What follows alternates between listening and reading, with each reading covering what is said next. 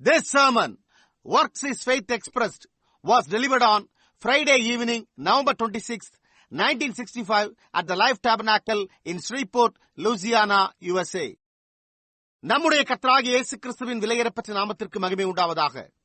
நம்முடைய அருமை சகோதரனும் இக்கடைசி கால தீர்க்கதரிசியுமான வில்லியம் மரியன் பிரணாம் அவர்களால் 1965 வருடம் நவம்பர் மாதம் 26 வெள்ளிக்கிழமை மாலையில் அமெரிக்கா லூசியானா ஷீவர்போர்ட் என்னும் இடத்தில் உள்ள ஜீவ கூடாரத்தில் ஒர்க்ஸ் இஸ் ஃபெய்த் எக்ஸ்பிரஸ்ட், விசுவாசத்தை வெளிப்படுத்துவது கிரியைகள் என்ற தலைப்பின் கீழ் கொடுக்கப்பட்ட செய்தியை இப்பொழுது நீங்கள் தமிழாக்கத்துடன் கேட்கப் போகின்றீர்கள். See, Isaiah, when God produced the word by thought, revelation into the heart of Isaiah, it fell into the right grounds as a prophet. ஏசாயாவை பாருங்கள். தேவன் தம்முடைய சிந்தையில் இருந்ததை வார்த்தையாக வெளிப்பாடு ஏசாயாவின் இதயத்துக்குள் வைத்தபோது அது நல்ல நிலத்தில் விழுந்தது. அவன் ஒரு தீர்க்கதரிசி. That prophet didn't care for any man's wisdom. He didn't care for any man's intellectual. He didn't care about the person of anybody. He was a dedicated channel to God, and God spoke and he spoke. That's all. அந்த தீர்க்கதரிசியோ மனித ஞானத்தை குறித்து கவலை கொள்ளவில்லை. அவன் மனிதனின் நுண்ணறிவை குறித்து கவலை கொள்ளவில்லை. அவன் எந்த நபரை குறித்தும் கவலை கொள்ளவில்லை. அவன் பிரதிஷ்டை செய்யப்பட்ட ஒரு தேவனுடைய வாய்க்காலாக இருந்தான். தேவன் உரைத்ததை அவன் உரைத்தான், அவ்வளவுதான். Whether it hurt, whether it didn't, whether it sound crazy, whether it didn't sound crazy. Didn't make any difference to him. It was God, not the man. அது மற்றவர்களை புண்படுத்துமா இல்லையா, அது பைத்தியக்காரத்தனமாக தென்படுமா அல்லது பைத்தியக்காரத்தனமாக தென்படாதா என்பது அவனுக்கு எந்த வித்தியாசத்தையுமே உண்டு பண்ணவில்லை. அது தேவனாக இருந்தது, மனிதன் அல்ல. And that word went forth, now it becomes a seed. It has to fall somewhere. அந்த வார்த்தை புறப்பட்டு சென்றபோது இப்பொழுது அது ஒரு வித்தாக மாறி எங்காவது விழ வேண்டும். If God said it, there's bound to be a womb somewhere for it to fall into. தேவன் அதை உரைத்திருந்தால் அது விழுவதற்கு எங்காவது ஒரு கர்ப்பம் இருக்க வேண்டும். Just as he said, all things are possible to them that believe. If you say to this mountain, be moved, and don't doubt in your heart, you can have what you said. See, there's got to be somewhere that's right. அவர் சொன்னது போல விசுவாசிக்கிறவனுக்கு எல்லாம் கூடும். இந்த மலையை பார்த்து பெயர்ந்து போ என்று சொல்லி உன் இதயத்தில் சந்தேகப்படாமல் விசுவாசித்தால் நீ சொன்னபடியே நடக்கும். பாருங்கள், அது எங்காவது சரியாயிருக்க வேண்டும். Notice, now we find that Isaiah here spoke it. கவனியுங்கள், ஏசாயா இங்கே உரைத்தார் என்பதை நாம் கண்டறிகிறோம். The Virgin Mary, as soon as the grounds was already broke up, she had been a virgin. She hadn't run around. The grounds had been already prepared or predestinated before knowledge of God. கன்னிமரியாளோ அதை கேட்டவுடனே அந்த நிலம் ஏற்கனவே உழுது பண்படுத்தப்பட்டிருந்தது. அவள் ஒரு கன்னிகையாயிருந்தாள். அவள் யாருடனும் ஓடித் திரியவில்லை. அந்த நிலம் ஏற்கனவே ஆயத்தமாக்கப்பட்டிருந்தது. இல்லை, தேவனுடைய முன்னறிவினால் முன்குறிக்கப்பட்டிருந்தது. Even said she's a virgin. Right then, God knew what her name would be. For her name was on the book of life in heaven. அவள் ஒரு கன்னிகை என்று கூறப்பட்டிருந்தது. அந்த நேரத்திலேயே அவளுடைய பெயர் என்னவென்று தேவன் அறிந்திருந்தார். அவளுடைய பெயர் பரலோகத்தில் ஜீவ புஸ்தகத்தில் எழுதப்பட்டிருந்தது. Then it was vindicated. Then to man saw the expression of it by the works when it was already done. அப்பொழுதோ அது ரூபகாரப்படுத்தப்பட்டது. அது ஏற்கனவே உரைக்கப்பட்டிருக்கும் போதும் அப்பொழுது மனிதனோ கிரியைகளினால் அதனுடைய வெளிப்படுத்தலையே கண்டான். Now we look back and say, sure, it was done, because we see the works that was done. இப்பொழுது நாம் கடந்த காலத்தை நோக்கி நிச்சயமாகவே அது நிறைவேறிவிட்டது என்கிறோம். நிச்சயமாகவே, ஏனெனில் செய்யப்பட்ட கிரியைகளையே நாம் காண்கிறோம். Noah's works expressed to man what his faith was in God's promise. தேவனுடைய வாக்குத்தத்தத்தின் பேரில் நோவா கொண்டிருந்த தன்னுடைய விசுவாசத்தை அவனுடைய கிரியைகள் வெளிப்படுத்தின. Now God met Noah and he said, Noah, it's going to rain. I'm going to destroy the whole earth with water. Now it never had rained. That's the impossibility. தேவன் நோவாவை சந்தித்து அவர், நோவாவே, மழை பெய்ய போகிறது, நான் தண்ணீரினால் முழு உலகத்தையும் அழிக்கப் போகிறேன் என்றார். அதற்கு முன்பு மழையே பெய்ததில்லை. அது கூடாத ஒன்று. Well, now Noah said, prepare an ark at the dimensions that I'll tell you about. And him being a carpenter, and he went to work and began to take his foot edge and everything to cut the boards and fix it up there with the shittim wood and put the pitch in it just like he said. நல்லது. இப்பொழுது நோவா அவரோ நான் சொல்லும் அளவின்படியே ஒரு பேழையை உண்டாக்கு என்றார். அவன் தச்சனாக இருந்தபடியால் உடனே வேலை செய்ய தொடங்கி தன் அளவுகோலை எடுத்து அளந்து சித்தி மர பலகைகளை வெட்டி ஒன்றாக சேர்த்து தேவன் கூறின விதமாகவே அதற்கு உள்ளே கீழ் பூசினான். And do you imagine what people thought about that man? They said that man is actually crazy. Because he says it's going to bring water out of the heavens and there's no water up there. அந்த மனிதனை குறித்து மனிதர்கள் என்ன நினைத்திருப்பார்கள் என்று நீங்கள் யோசிக்கிறீர்கள்? அவர்களோ இந்த மனிதருக்கு உண்மையாகவே பைத்தியம் பிடித்து விட்டது. ஏனென்றால் இவன் வானத்திலிருந்து மழை பெய்ய போகிறது என்கிறான், மேலேயோ தண்ணீரே இல்லையே என்று கூறியிருப்பார்கள். But you see, Noah didn't think about that. His works was expressing to the people what his faith was and what God said would take place. ஆனால் நீங்கள் பாருங்கள், நோவா அதை குறித்து சிந்திக்கவே இல்லை. என்ன நடக்கப் போகிறது என்று தேவன் கூறினதன் பேரில் அவன் கொண்டிருந்த விசுவாசத்தை அவனுடைய கிரியைகளே ஜனங்களுக்கு வெளிப்படுத்திக் கொண்டிருந்தன. That's the reason a genuine Christian separates himself from everything but the Word of God. No matter what the people think, what anybody else says. அந்த காரணத்தினால்தான் உண்மையான கிறிஸ்தவன் எவனும் தேவனுடைய வார்த்தையை தவிர மற்ற எல்லாவற்றிலிருந்தும் தன்னை பிரித்துக் கொள்ளுகிறான். ஜனங்கள் என்ன நினைத்தாலும் யார் என்ன கூறினாலும் அதை பொருட்படுத்துகிறதில்லை. He's separated because he isn't just saying that. If he is, it won't be long till his works will be made known. He'll fall back and slip this way and join this and start. You show what he is. அவன் தன்னை பிரித்துக் கொள்கிறான். ஏனெனில் அப்படி அவன் கூறுவது மாத்திரமல்ல, அவன் கூறுவதோடு மாத்திரம் நிறுத்திக் கொண்டால் அவனுடைய கிரியைகள் விரைவில் வெளியரங்கமாகும். அவன் இந்த பக்கம் பின்வாங்கி போய் இதை சேர்ந்து கொள்வான், அதை சேர்ந்து கொள்வான். அவன் யார் என்பதை காண்பித்து விடுவான். But if he's a genuine, if the Word of God has bedded into him, then it's going to bring forth its kind. You'll see that man preparing for that great hour. See? That's the way Noah did. ஆனால் அவன் ஒரு அசலானவனாய் இருந்தால், தேவனுடைய வார்த்தை அவனுக்குள் விதைக்கப்பட்டிருந்தால், அப்பொழுது அது தன் ஜாதியை பிறப்பிக்கும். அவன் அந்த மகத்தான நேரத்துக்காகவே ஆயத்தமாவதை நீங்கள் காண்பீர்கள். பாருங்கள், அவ்விதமாகத்தான் நோவா செய்தான். Moses, with a stick in his hand, came to take the people from Pharaoh. மோசே தன்னுடைய கையில் ஒரு கோலை கொண்டவனாய் ஜனங்களை பார்வோனிடத்திலிருந்து விடுவிக்க வந்தான். Now, could you imagine Moses? The Bible said that he was taught in all the wisdom of the Egyptians. இப்பொழுது உங்களால் யூகித்து பார்க்க முடிகிறதா? மோசே எகிப்தியரின் சகல ஞானத்திலும் கற்பிக்கப்பட்டிருந்தான் என்று வேதம் உரைத்துள்ளது. He was smart. He could teach their intellects things. He is taught all their wisdom. He didn't need to catch up on his education. அவன் அறிவாளியாய் இருந்தான். அவனால் அவர்களுடைய அறிவாற்றல் கொண்ட காரியங்களை கற்பிக்க முடிந்தது. அவர்களுடைய சகல ஞானத்திலும் அவன் கற்பிக்கப்பட்டிருந்தான். அவன் கல்வியில் பின்தங்கவில்லை.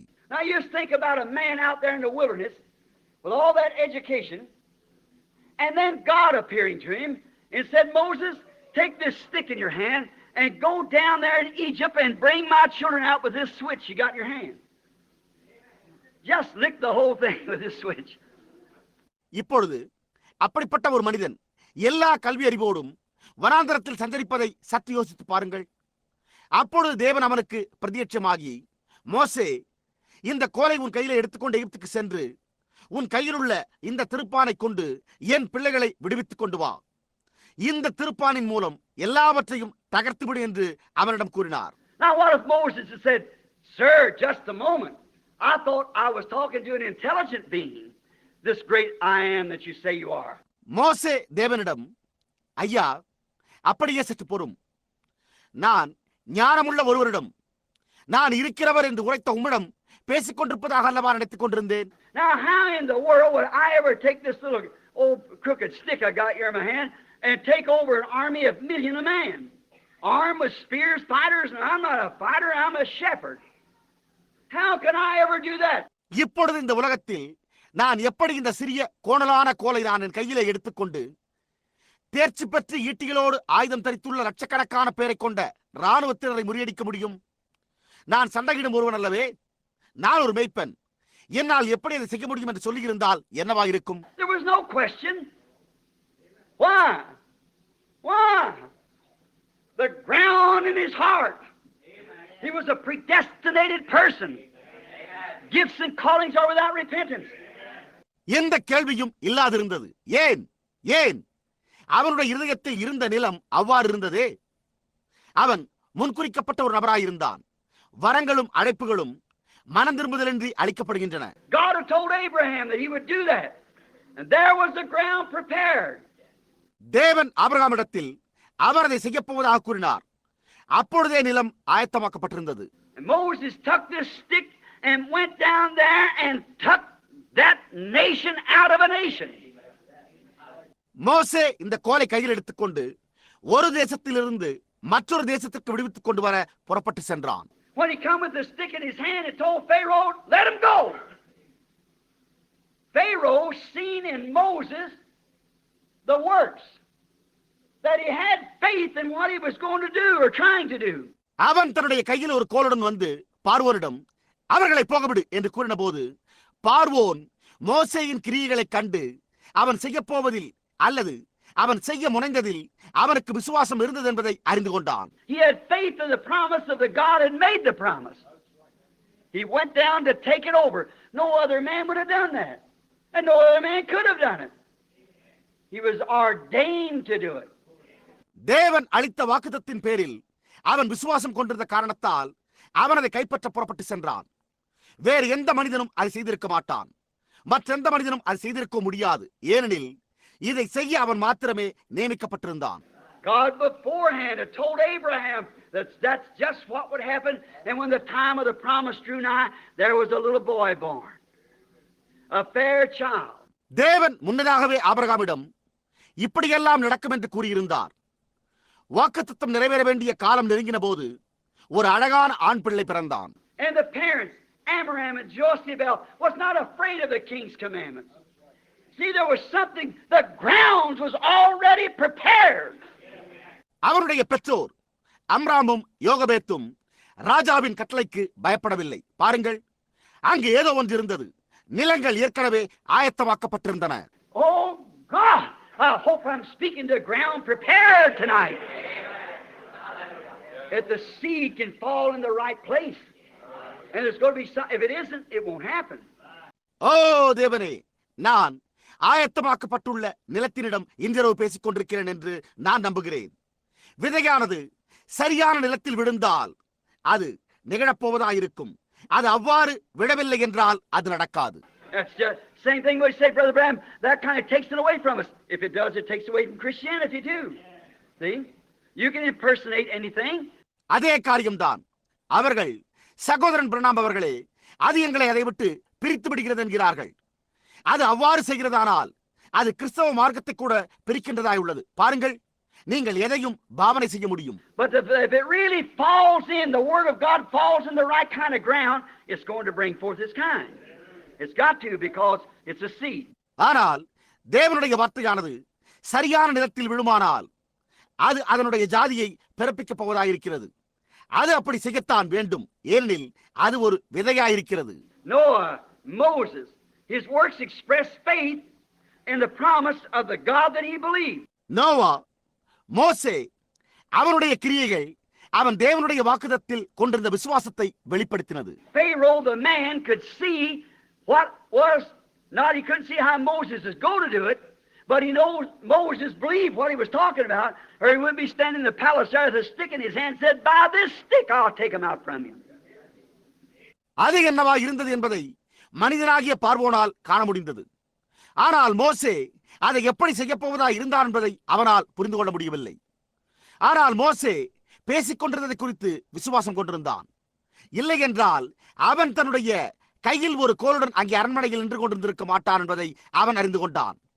மோசேயோ, இந்த கோலினால் நான் அவர்களை உடத்திலிருந்து அழைத்துச் செல்வேன் என்றான். An old man 80 years old, not an athlete, an old man, stooped shouldered and whiskers hanging down to his, probably his waistline, gray hair, if he had any. 80 வயது வயோதிகன், திடகாத்திரமான தேகப்பயிற்சி கொண்டவனாய் அல்ல, ஒரு வயோதிகனாய், தொங்கின தோளும் நீண்ட தாடியும் ஒரு கால் இடுப்பு வரை தொங்கிக் கொண்டிருந்தவனாய், அவருக்கு தலைமையில் இருந்திருந்தால் அது நரைத்திருந்திருக்கும். And there with that stick in his hand, saying, I'm going to take him out. Let the people go. Thus saith the Lord. And if you don't do it, God's going to judge you. அப்படிப்பட்டவன் தன்னுடைய கையில் அந்த கோலோடு நின்று கொண்டு, நான் அவர்களை வெளியே கொண்டு போக போகிறேன், என் ஜனங்களை போகவிடு என்று கர்த்தர் உரைக்கிறார், நீ போக விடாவிட்டால் தேவன் உன்னை நியாயம் தீர்க்கப் போகிறார் என்றான். Amen. Why? Was he afraid? Why? Was he afraid? Why, just one arrow, one spear, anything else would have ended it. He was fearless. You know exactly where he was standing. The God will smite thee, Pharaoh. ஆமென். ஏன் பாருங்கள், அவன் பயந்தானா? ஏன்? வெறுமன ஒரு அம்பு, ஒரு ஈட்டி அவனுடைய உயிரை மாய்த்திருக்கும்.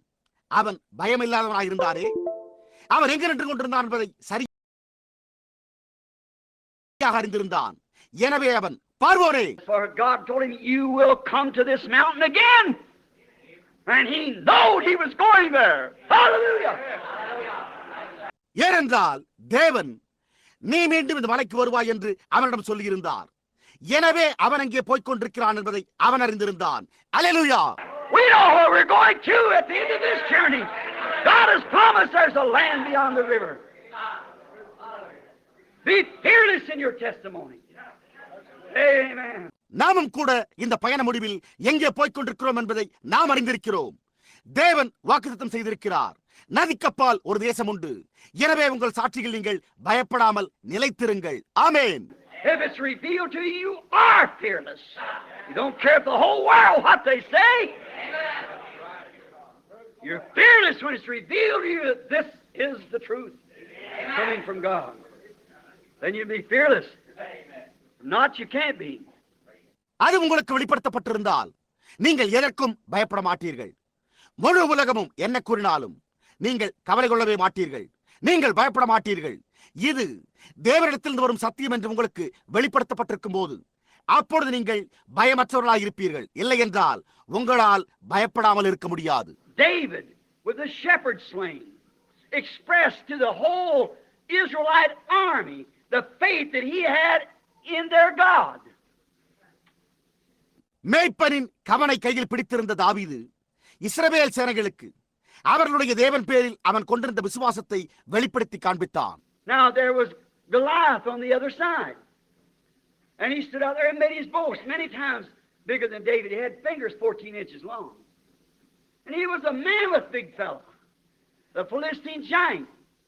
கோலியாத்தோ மறுபுறம் அங்கே நின்று கொண்டு பெருமை அடித்துக் கொண்டிருந்தான். அவன் தாவீதை விட பல மடங்கு உருவத்தில் பெரியவன். அவன் கைவிரல்கள் 14 அங்குல நீளம் கொண்டதாயிருந்தன. அவன் மிகப்பெரிய உருவம் படைத்த பெலிஸ்திய ராட்சசன். And here was David, the smallest one. He was even too little to be in the army. Too much of a runt. They couldn't use him. So his brothers is out there in the army. And then Goliath is making his boast. இங்கே தாவீதோ மிகச்சிறிய உருவம் கொண்டவனாயிருந்தான். அவன் சேனையில் சேர்க்கப்படக்கூட தகுதியில்லாத அளவுக்கு சிறிய உருவம் படைத்தவனாயிருந்தான். அவனை அவர்கள் சேனையில் சேர்க்கக்கூடாமல் போயிற்று. எனவே அவனுடைய சகோதரர்கள் அங்கே சேனையில் சேர்ந்திருந்தனர்.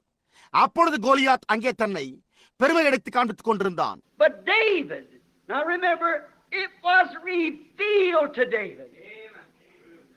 ஆனால் இப்பொழுது நினைவில் கொள்ளுங்கள், அது தாவீதுக்கு வெளிப்படுத்தப்பட்டிருந்தது. He thought, here is the armies of the living God standing in their own land. And there's a boasting, uncircumcised Philistine out there. We'll call him cancer tonight. We'll call him paralytic. அவனோ, இதோ ஜீவனுள்ள தேவனுடைய சேனைகள் தங்கள் சொந்த தேசத்தில் நின்று கொண்டிருக்கின்றன. இந்த விருத்தச்சேதனம் இல்லாத பெலிஸ்தியனோ அங்கு நின்று கொண்டு பெருமை அடித்துக் கொண்டிருக்கிறானே என்று எண்ணினான். அவனை இன்றிரவு நாம் புற்றுநோய் என்று அழைப்போம். நாம் அவனை திமிர்வாதம் என்று அழைக்கலாம். Why, David was no kind of a match for him. Not with any kind of a weapon. He was no match. That man's shoulders is probably 10, 12 foot across. It's probably stand 14, 15 foot high. ஏன் அவனோடு போர் புரிய தாவீதுக்கு எந்த பொருத்தமும் இல்லாதிருந்தது. எந்த விதமான ஆயுதமும் அவனோடு இருக்கவில்லை. அவன் எவ்வித பொருத்தமும் இல்லாதவனாயிருந்தான். அந்த மனிதனுடைய தோள்பட்டையோ அநேகமாக 10 அல்லது 12 அடி அகலம் இருந்திருக்கும். அவனுடைய உயரமோ அநேகமாக 14-15 அடி உயரமாயிருந்திருக்கும். A spear like a weaver's needle, probably 20 foot long. The blade on it maybe 4 foot across. 20 அடி நீளமுள்ள ஈட்டி அவன் கையில் நெசவக்காரரின் படைமரத்தின் கனத்தையுடையதாயிருந்தது. அதன் கூர்மையான பாகம் 4 அடி அகலமாயிருந்திருக்கும். And a little David standing there with a little piece of leather, goat skin or sheep skin, with 2 pieces of string tied to it. But it was revealed to him. Revelation struck him. Amen. சிறு உருவம் படைத்த தாவீது கவனின் முனைகளில் 2 துண்டு நூல்களினால் கட்டப்பட்ட ஒரு சிறு துண்டு செம்மறியாட்டு தோலோ அல்லது வெள்ளாட்டு தோல் துண்டையோ கையில் பிடித்து அங்கு நின்று கொண்டிருந்தான். ஆனால் அது அவனுக்கு வெளிப்படுத்தப்பட்டிருந்தது. வெளிப்பாடு அவனுக்கு உண்டானது. ஆமென். He said, the God that took me out of the paws of the bear, that took me out of the paws of the lion, how much more will he deliver that uncircumcised Philistine in my hand? அவன் என்னை கரடியின் கையிலிருந்தும் சிங்கத்தின் கையிலிருந்தும் தப்புவித்த தேவன் எவ்வளவு அதிகமாக விருத்தச்சேதனம் இல்லாத இந்த பெலிஸ்தீனை என் கையில் ஒப்புக் கொடுப்பார் என்றான். His brothers, way more able to do it, Saul head and shoulders above his army, but you see, it wasn't revealed to them. Amen. There it is. அவனுடைய சகோதரர்கள் அதை செய்ய திறமை பெற்றிருந்தார்கள். சவுல் தன்னுடைய சேனையில் இருந்த எல்லாரை காட்டிலும் உயரமானவனாயிருந்தான். ஆனால் பாருங்கள், அது அவர்களுக்கு வெளிப்படவில்லை. ஆமென். அங்குதான் காரியம் உள்ளது. They believed it could be done. They believed that God could do it, but it wasn't revealed to them. But it was revealed to David. அது செய்யப்படக்கூடும் என்று அவர்கள் விசுவாசித்தனர். தேவனால் அதை செய்ய முடியும் என்று அவர்கள் விசுவாசித்தனர். ஆனால் அது அவர்களுக்கு வெளிப்படுத்தப்படவில்லை. ஆனாலும் அது தாவீதுக்கோ வெளிப்படுத்தப்பட்டது. Now there's a difference right there. If it's absolutely revealed to you that God is going to heal you, you're going to get it. இப்பொழுது அதுதான் அங்கு வித்தியாசம். தேவன் உங்களை சுகமாக்கப் போகிறார் என்று உங்களுக்கு முற்றிலுமாக வெளிப்படுத்தப்படுமானால் அப்பொழுது நீங்கள் அதை பெற்றுக்கொள்ளப் போகிறீர்கள். You're going to get, I don't care what's wrong with you, what the odds it may be worse than David and Goliath. But if it's revealed to you, and notice, when it's revealed, David becomes fearless. He said, the day I'll cut your head off. நீங்கள் அதை பெற்றுக்கொள்ளப் போகிறீர்கள். உங்களோடு உள்ள கோளாறு என்னவாக இருந்தாலும், அது என்னதான் வினோதமாக இருந்தாலும், அது தாவீது கோலியாத்தை காட்டிலும் மோசமாக இருந்தாலும் எனக்கு கவலை இல்லை. ஆனால் அது உங்களுக்கு வெளிப்படுத்தப்பட்டிருக்குமானால் கவனியுங்கள், அது வெளிப்படுத்தப்படும் போது தாவீது அஞ்சானஞ்சம் கொண்டவனாக மாறினான். அப்பொழுது அவன், இன்றைக்கு உன் தலையை உன்னை விட்டு வாங்குவேன் என்று சொன்னான். ஆமென். Our God, by grace in that crucial moment when decisions had to be made, that same God that produced the grace in that day and dropped that seed of faith in that little hunchback-looking boy's being in his heart. அதுவே நம்முடைய தேவனாகும். கிருபையினால் தீர்மானம் செய்யப்பட வேண்டிய அந்த இக்கட்டான நேரத்தில் அந்நாளில் அதே மாறாத தேவன் கிருபையை அனுப்பி கூன் விழுந்திருந்த அந்த இளைஞனின் இருதயத்தை கண்டு அதில் விசுவாச விதையை விதைத்தார். That same God in this crucial moment can take that woman from the wheelchair, that man, that child at her level. இன்றைக்கு இந்த தேவன் இந்த இக்கட்டான நேரத்தில் விசுவாசத்தை உங்களுக்கு வெளிப்படுத்தி தந்து இந்த ஸ்திரீயை சக்கர நாற்காலியில் இருந்து எழுப்பவும் அந்த மனிதனுடைய வியாதியையும் இங்குள்ள இந்த ஸ்திரீ மற்றும் குழந்தையின் வியாதியையும் போக்கக்கூடியவராயிருக்கிறார். That little grain of faith is revealed to you. That I don't care how long it takes.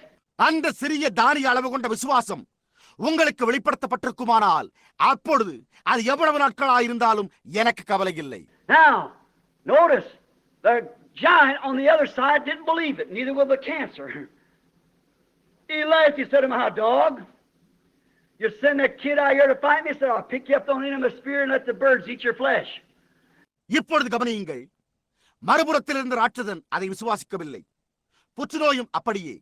அவன் நகைத்து, நான் என்ன நாயா, என்னுடன் சண்டையிடுவதற்கு ஒரு சிறுவனை அனுப்புகிறீர்களா என்று கேட்டு, நான் உன்னை ஈட்டியினால் குத்தி உன் மாம்சத்தை ஆகாயத்து பறவைகளுக்கு கொடுப்பேன் என்று கூறினான். Why, he had everything for his side, but you see, that didn't shake David at all. Why? It was revealed to him. He had faith in what he was doing. ஏன்? அவன் எல்லாவற்றையும் உடையவனாய் இருந்திருந்தால் எல்லாமே அவனுடைய சார்பில் இருந்தன. ஆனால் நீங்கள் பாருங்கள், அது தாவீதை அசைக்கவே இல்லை. ஏன்? அது அவனுக்கு வெளிப்படுத்தப்பட்டிருந்தது. அவன் என்ன செய்து கொண்டிருந்தான் என்பதில் அவனுக்கு விசுவாசம் இருந்தது. He knew he was going to do it. And he did it. It's because that it was revealed to him and he knew where he's standing.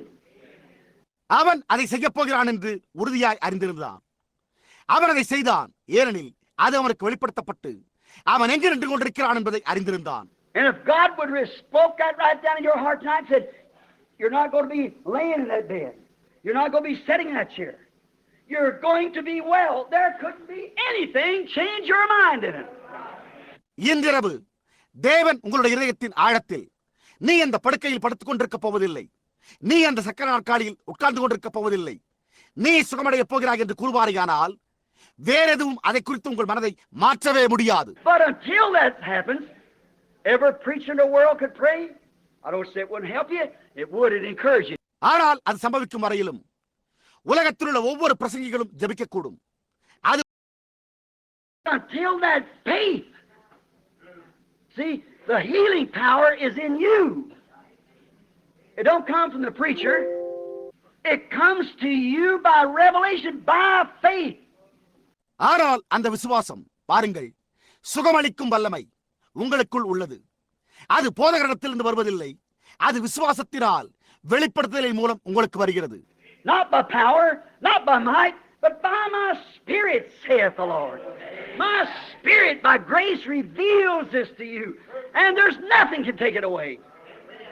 By faith, revelation.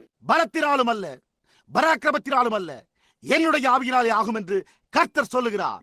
என் ஆவி, என் கிருபை இதை உனக்கு வெளிப்படுத்துகிறது. அதை எதுவும் எடுத்து போட முடியாது. விசுவாசத்தின் மூலம் வெளிப்பாடாயிற்றே. Then David, to prove his works. Now some of them said, I know you're naughty. His brother said, you come up here to see the battle. Now you get on back where them sheep was. He said, let me speak to Saul, the general. அதன் பின்னர் தாவீது தன் கிரியைகளை நிரூபிக்க இப்பொழுது அவர்களில் சிலர் நீ அகங்காரி என்று அறிவேன் என்றனர். அவருடைய சகோதரனோ, சண்டையை பார்க்க உன்னை யார் இங்கு வர சொன்னது? இப்பொழுது ஆடுகள் எங்கே இருக்கிறனவோ அங்கே ஓடிப்போய் என்றான். அவனோ, நான் சவுலிடம் படை பெருந்தலைவரிடம் பேசி பார்க்கிறேன் என்றான். நீங்கள் பார்த்தீர்களா? And Saul said, now son, I admire your courage. But you see, you're nothing but a youth, and he's a warrior from his youth. You're no match for him. அப்பொழுது சவுலோ, மகனே, உன் தைரியத்தை நான் மெச்சுகிறேன். ஆனால் நீ பார், நீ இளைஞரே இல்லாமல் வேறொன்றுமில்லை. அவனோ தன் சிறு வயது முதல் யுத்த வீரன். அவனுக்கு நீ நிகரே இல்லை என்றான். He said, I was tending my father's sheep. He could base it on something. Amen. Oh, brother, and the God that saved your soul, can he heal your body? தாவீது என் தகப்பனுடைய ஆடுகளை மேய்த்துக் கொண்டிருந்த போது என்று கூறினான். அதை ஏதோ ஒன்றின் மேல் ஆதாரப்படுத்த அவனால் முடிந்தது. ஆமென். ஓ சகோதரனே, உன் ஆத்மாவை ரட்சித்த தேவனுக்கு உன் சரீரத்தை சுகப்படுத்த முடியாதா என்ன? As he was your Savior. But it's got to be revealed first. That's the difference. He had something to base his faith on. அது உனக்கு அதே விதமாய் வெளிப்படுத்தப்பட வேண்டும். அவர் உனக்கு இரட்சகராய் இருந்தது போல அவர் உன்னுடைய சுகமளிப்போராயும் இருக்கிறாரே, புரிகின்றதா? ஆனால் அது முதலாவதாக உங்களுக்கு வெளிப்படுத்தப்பட வேண்டும். அதுதான் வித்தியாசம். அவனுடைய விசுவாசத்தை ஆதாரப்படுத்த அவருக்கு ஏதோ ஒன்று இருந்தது. Said, now this never happened before, but said the same God that delivered me from the paws of the lion will deliver me from that uncircumcised Philistine. இப்பொழுது இதுவோ இதற்கு முன்பு ஒருபோதும் நடந்ததில்லையே என்றான். ஆனால் தாவீதோ, சிங்கத்தின் கைகளுக்கு என்னை தப்புவித்த அதே தேவன் இந்த விருத்தச்சேதனம் இல்லாத பெலிஸ்தரின் கைக்கு தப்புவிப்பார் என்றான். How you know, David? I believe it. Why, it's been revealed to me. தாவீதே, உனக்கு எப்படி தெரியும்? அதை நான் விசுவாசிக்கிறேன். ஏன்? அது எனக்கு வெளிப்படுத்தப்பட்டது. And he said he knew what he was talking about because when the giant said, I'm going to feed you to the birds, he said, I'm going to cut your head off. There's the difference. See? And he did it. அவனே சொன்னான். அவன் என்ன பேசிக் கொண்டிருந்தான் என்பதை அவன் அறிந்திருந்தான். ஏனெனில் அந்த ராட்சதன் உன் மாம்சத்தை ஆகாயத்து பறவைகளுக்கு கொடுப்பேன் என்று சொன்னபோது தாவீதோ உன் தலையை உன்னை விட்டு வாங்குவேன் என்றான். அதுதான் வித்தியாசம். பாருங்கள், அவன் சொன்னதை செய்தான். Samson caught out one day off guard in a prairie, and here come 1,000 Philistines up on him. ஒரு நாள் சிம்சோன் புல்வெளியில் ஆயுதம் ஏதுமின்றி மாட்டிக்கொண்டான். இதோ 1000 பெலிஸ்தியர் அவனை எதிர்த்து வந்தார்கள். And he looked down on the ground, and there's where a mule had died. And he picked up the old jawbone, dry as it could be, and took out after those Philistines, beating them over the head with this old dry jawbone of a mule. And as far as I know, not a tooth ever fell out of it. அப்பொழுது அவன் குனிந்து தரையை பார்த்தபோது ஒரு கழுதை செத்து கிடந்தது. அவன் அதன் பழைய தாடை எலும்பை கையில் எடுத்தான். அது மிகவும் உலர்ந்து போயிருந்தது. அவன் பெலிஸ்தரின் பின்னே ஓடி உலர்ந்து போன கழுதையின் தாடை எலும்பினால் அவர்களை தலையில் அடித்தான். எனக்கு தெரிந்த மட்டில் தாடை எலும்பில் இருந்த ஒரு பல் கூட கீழே விழவில்லை. And them Philistine helmets was probably inch thick, because they beat one another with war clubs in those days, to keep a man from beating him on the head. அந்த பெலிஸ்தியர் அணிந்திருந்த தலைச்சீரா அநேகமாக ஒரு அங்குலம் கனமுள்ளதாக இருந்திருக்கலாம். ஏனெனில் அவர்கள் அக்காலத்தில் ஒருவரை ஒருவர் தண்டாயுதத்தால் தாக்கினர். தலையில் அடிபடாமல் தடுக்க அவர்கள் அதை அணிந்திருந்தனர். But he took the jawbone of that mule and beat down 1,000 Philistines. And the jawbone never broke. ஆனால் சிம்சோன் அந்த கழுதையின் தாடை எலும்பை எடுத்து அதை கொண்டு 1000 பெலிஸ்தரை முறியடித்தான். ஆயினும் அந்த தாடை எலும்போ உடையவே இல்லை. He just kept beating them like that as he come up. The rest of them took off for the rocks. They're just getting away from him. Why? He believed it. அவர்கள் அவனை எதிர்த்து வர அவன் அவர்களை இப்படி அடித்துக் கொண்டிருந்தான். பாருங்கள், மற்றவர்கள் அவனிடமிருந்து மலைகளுக்கு தப்பி ஓடினர். ஏன்? அவன் அதை விசுவாசித்தான். Sometimes, sure, I want to tell you something else. Work on that pulsation, that spare of a moment, like Joshua did, like Mary Magdalena. Although சில சமயங்களில் நிச்சயமாகவே நான் உங்களிடம் இப்பொழுது ஒன்றை கூற விரும்புகிறேன். அவசரமான நேரத்தில் யோசுவா செய்தது போல, மகதலேனா மரியாள் செய்தது போல, மற்றவர்கள் எல்லோரும் செய்தது போல அந்த துடிப்பின் பேரில் கிரியை செய்யுங்கள். just that moment when something is revealed to you, grab it, hold to it. That spare of a moment. அந்த நொடிப்பொழுதில் ஏதாவது ஒன்று உங்களுக்கு வெளிப்படும் போது அதை அவசரமாக இறுக பற்றிக் கொள்ளுங்கள். Yes, it was revealed to him. He went to meet these thousands Philistines. ஆம், அது அவனுக்கு வெளிப்படுத்தப்பட்டது. அவன் 1000 பெலிஸ்தரை சந்திக்க புறப்பட்டான். Now what do you think when those Philistines said, now look, come in there, that little shrimp, only about 4.5 tall to begin with 7 little curls hanging down his back like Mama's little sissy. See? Come along there with the jawbone of a mule and look at us. What a great army we are. Isn't that ridiculous? அந்த பெலிஸ்தியரோ அப்பொழுது, பாருங்கள், அங்கே அந்த 4.5 அடி உயரமுள்ள குள்ளன் 7 சுருள்முடியை தொங்கவிட்டுக் கொண்டு அம்மாவின் செல்லப்பையன் போல பெண்மைத்தனம் கொண்டவனாய் ஒரு கழுதையின் தாடை எலும்போடு அங்கே வருவதை பாருங்கள். நம்மையும் பாருங்கள், நாம் எவ்வளவு பெரிய சேனை, இது கேலித்தனமாய் உள்ளதல்லவா என்று கூறினதை குறித்து நீங்கள் என்ன நினைக்கிறீர்கள்? But what was he doing? He was expressing to those Philistines what had been revealed to him by God. ஆனால் சிம்சோன் என்ன செய்து கொண்டிருந்தான்? தேவனால் அவனுக்கு வெளிப்படுத்தப்பட்டிருந்ததை அவன் அந்த பெலிஸ்தருக்கு வெளிப்படையாக காண்பித்துக் கொண்டிருந்தான். He grabbed the jawbone and took off because that's what he put in his hand. He put that in his hand. That's what he believed he could do it. அவன் தாடை எலும்பை கையில் எடுத்துக் கொண்டு புறப்பட்டான். ஏனெனில் அதைத்தான் தேவன் அவன் கரங்களில் அப்பொழுது கொடுத்தார்.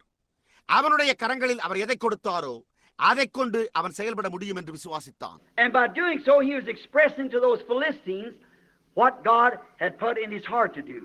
அவ்வாறு செயல்பட்டதன் மூலம் தேவன் அவனுடைய இதயத்தில் செய்யும்படி போட்டதை பெலிஸ்தியருக்கு பகிரங்கமாக வெளிப்படுத்திக் கொண்டிருந்தான். John the Baptist expressed his faith by his works. And when he said, there stands one among you now. Just think of that. St. John, I got the script, St. John 1:26. See? இப்பொழுது ஒருவர் உங்கள் நடுவில் இருக்கிறார் என்று யோவான் ஸ்நானகன் கூறின போது தன் கிரியைகளினால் தன் விசுவாசத்தை பகிரங்கமாக வெளிப்படுத்தினான். அதை குறித்து சற்று யோசித்து பாருங்கள். அந்த வேத வசனத்தை நான் குறித்து வைத்திருக்கிறேன். அது பரிசுத்த யோவான் 1 அதிகாரம் 26 வசனத்தில் உள்ளது. பாருங்கள். They said, you say the Messiah is coming? Why? He said, man, what's the matter with you? We've been looking for him for 4,000 years. He said, he's standing right among you now. Hallelujah. So is he tonight.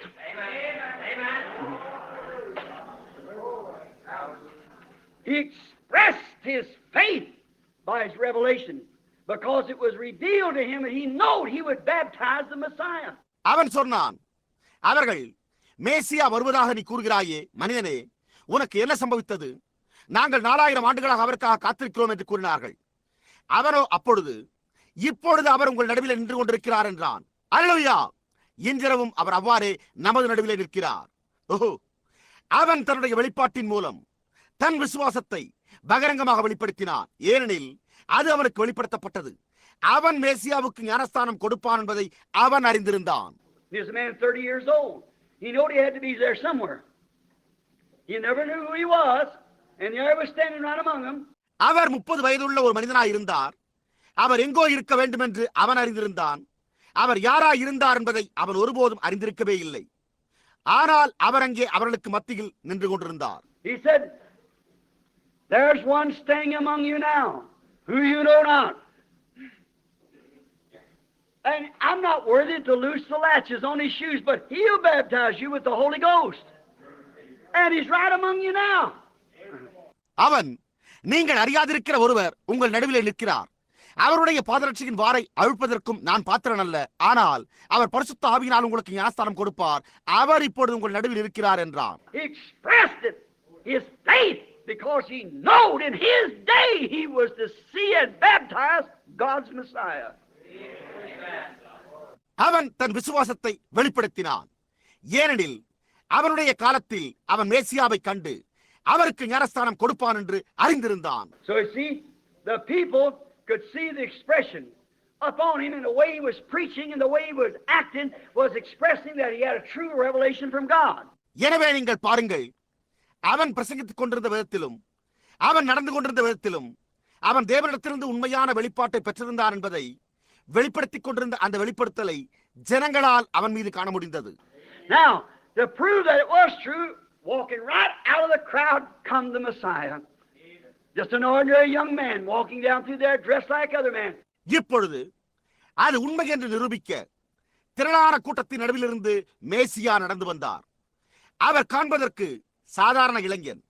அவர் மற்றவர்களைப் போலவே உடையுடுத்தினவராய் அங்கு நடந்து வந்தார். John said, "Behold, there's the Lamb of God that takes away the sin of the world." அப்பொழுது யோவான், இதோ உலகத்தின் பாவத்தை சுமந்து தீர்க்கிற தேவ ஆட்டுக்குட்டி என்றான். How do you know him? உனக்கு எப்படி தெரியும்? He said, "He that said to me in the wilderness, upon whom thou shalt see the Spirit descending, that's the one that'll baptize with the Holy Ghost." அதற்கு அவரோ, ஆவியானவர் இறங்கி யார் மேல் தங்குவதை காண்பாயோ அவரே பரிசுத்த ஆவியினால் ஞானஸ்தானம் கொடுக்கிறவர் என்று எனக்கு வனாந்தரத்திலே சொல்லியிருந்தார் என்றான். He knew him because there was supposed to be a sign about that time. Are you catching it? பாருங்கள், அவன் அவரை அறிந்து கொண்டான். ஏனெனில் அந்த காலத்தில் ஒரு அடையாளம் இருக்க வேண்டியதாக இருந்தது. நீங்கள் அதை கிரகித்துக் கொண்டீர்களா? John knew just about the hour because he was a prophet. It was revealed to him.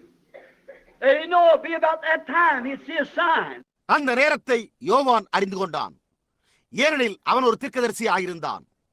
அவன் எந்த நேரத்தில் ஒரு அடையாளத்தை காண்பான் என்பதை அறிந்து கொள்வான் என்று அவனுக்கு வெளிப்படுத்தப்பட்டிருந்தது. And when he seen that sign, he said, "He's standing among you." He knew it was there. அவன் அந்த அடையாளத்தை கண்டபோது அவனோ, அவர் உங்கள் நடுவில் நின்று கொண்டிருக்கிறார் என்றான். அது அங்கிருந்தது என்பதை அவன் அறிந்திருந்தான். Well, I see the sign that the end time is here. I see the things that's promised for this end time message coming to pass, unfolding just exactly like the Scripture says. Amen. And I know that the time is at hand. Amen. முடிவு காலம் இங்குள்ளது என்னும் அடையாளத்தை நான் காண்கிறேன். இந்த கடைசி கால செய்திக்கென வாக்களிக்கப்பட்டுள்ள காரியங்கள் வேதம் கூறியுள்ளது போலவே சரியாக வெளிப்படுத்தப்பட்டு நிறைவேறி வருவதை நான் காண்கிறேன். காலம் சமீபமாய் உள்ளது என்று நான் அறிகிறேன். I say that without hesitation. I believe it's right at hand. For I see the signs that he said would happen just before that time. It's ready to happen now. நான் அதை எந்த தயக்கமும் இன்றி கூறுகிறேன். அது மிகவும் சமீபமாய் உள்ளது என்று நான் விசுவாசிக்கிறேன். ஏனென்றால் அதற்கு முன் நிறைவேற வேண்டும் என்று அவர் கூறிய அடையாளங்களை நான் காண்கிறேன். அது இப்பொழுதே நிகழ ஆயத்தமாய் உள்ளது. John expressed his faith in what God had revealed to him. Therefore, works is faith's testimony. தேவன் தனக்கு வெளிப்படுத்தி கொடுத்ததில் யோவான் கொண்டிருந்த தன்னுடைய விசுவாசத்தை வெளிப்படுத்தினான். ஆகையால் விசுவாசத்தினுடைய சாட்சியே கிரியைகளாயிருக்கின்றன.